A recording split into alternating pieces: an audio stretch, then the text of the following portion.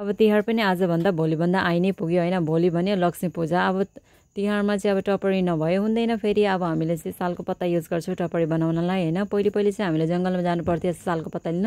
यसपालि चाहिँ आमाले घरमै जोगाएर राख्नु भएको रहेछ। ठुल्ठुलो भएछ नि त पात पनि। अनि मैले 6-7 मुठा टिपेँ। अनि आमाले चाहिँ अहिले बनाउनुपर्छ अलिअलि भन्नुभएको थियो। मैले चाहिँ बेलुका बनाउन भन्दाखेरि होइन अहिले बनाउनुपर्छ भन्दा अलिकति हामीले बनायौँ होइन। अनि बहिनी पनि आएछ। मलाई अलिकति सपिङ गर्नुपर्ने थियो, सपिङ गर्नु गयो। अनि उसलाई पनि अलिअलि सामान किन्नुपर्ने थियो भनेर भन्दै थियो। अनि उसले पनि अलिअलि सामान किन्यो। हामी दुईजनाले सपिङ गर्दा गर्दा रात नै परेको थियो। अराउन्ड 6:30 भइसक्यो थियो। अनि त्यसपछि अब घर फर्किसकेपछि चाहिँ फेरि अब टपरी बुन्नु स्टार्ट गरेँ मैले चाहिँ। पछि ढिलो हुन्छ भनेर होइन। अनि काका पनि बस्नु खोइ मलाई पनि सिकाइदियो त, मलाई आउँदैन भन्नुभएको थियो। उहाँलाई अब सिकाएँ अलिअलि। अनि काका मेरो हेर्दै बनाउनु है भनेर मैले चाहिँ उहाँलाई हेर्नु लाएँ होइन।